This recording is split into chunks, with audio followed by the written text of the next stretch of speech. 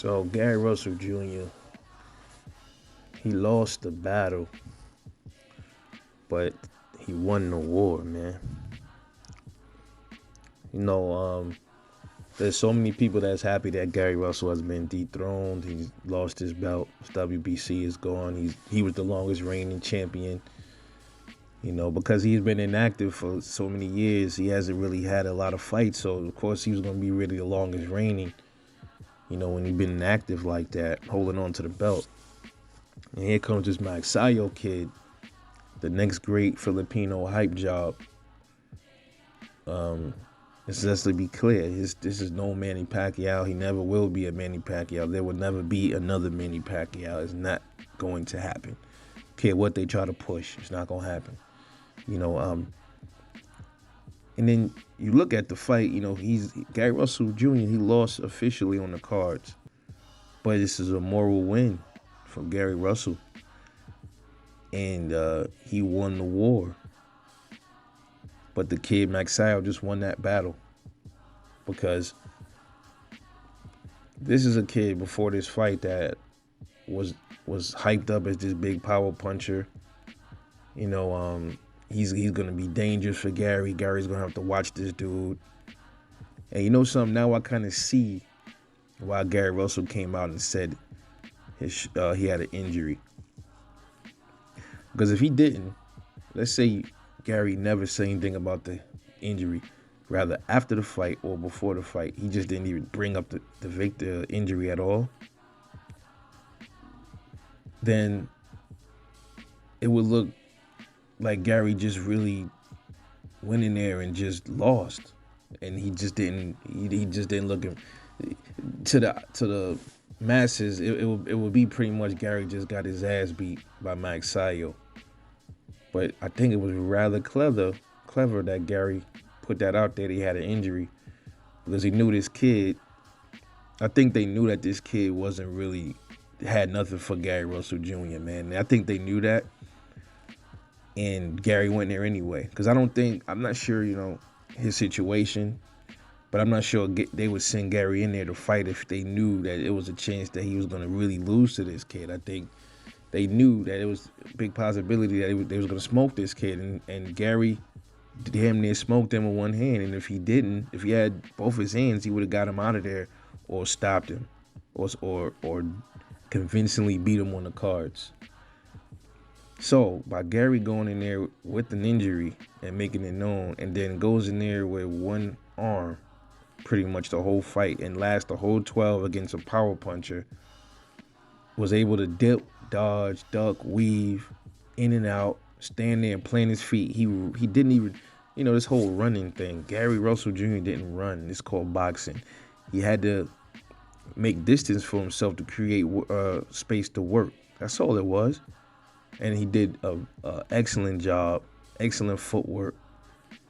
This kid was tired. He didn't have the stamina. He was punching oxygen most of the fight. He caught Gary some good shots, absolutely. Not enough, man.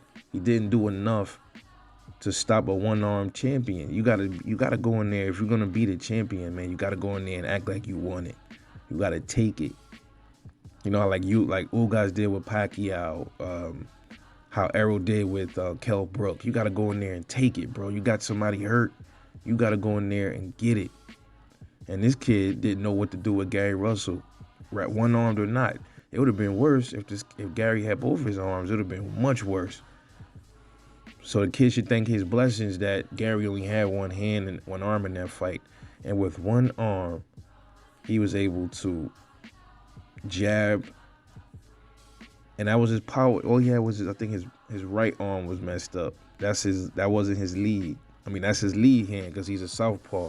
So he messed up his lead arm, and all he had was his power arm, and was still able to jab this kid to death, counter him, lure him into the corner, and then let him swing like a madman, you know, kind of like do that overly aggressive lunge the way Manny Pacquiao did and end up getting countered.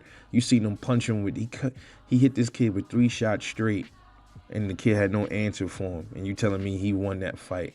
Well, you know, officially he won. He won the battle, but Gary won the war, dude. He showed me that he has heart, and he showed he got dog with an injury for 12 rounds. You guys understand how hard that is? And a lot of people never boxed. A lot of people don't know how it is. I'm not a pro boxer. I have no real boxing experience, but I've boxed. I've boxed before. And moving around for 2 rounds, you sometimes you're like, oh shit, you gasping.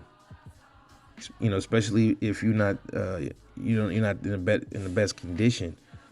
This guy, do you know how much skill it takes to go in there and fight a so-called power puncher for 12 rounds with a thrown arm, your lead arm, and all you got is your power arm, and not get knocked out? So to all of them, the Magsayo boys, why didn't he get Gary out of there? Gary is such easy work. Gary was vulnerable. He had one arm. Why didn't Magsayo knock him out? He hit him. And then I seen somebody say, well, look at Gary's face after the fight. Yeah, look at it. What was wrong with it? This was this massive power puncher that didn't even shake Gary. Didn't have him hurt. Didn't hurt him to the body. Gary was going up on this kid's body too. Watch the fight. He was just right down the pike on his breadbasket with this kid every time. Kid has some success, but it was not enough to take the belt from a champion, man. To beat a champion, and then if you can even argue the fact he didn't press the issue, he did nothing against a guy with one arm, and this is a champ, and you couldn't go in there and get a one-armed guy out of there to take his belt, and you was missing a lot of his shots, missing, punching on air, Mr. Oxygen Puncher Magsayo.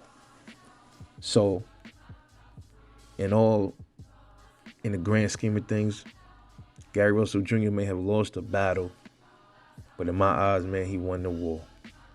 This is Rebel Life Boxing. Let me know what you think. Like, subscribe.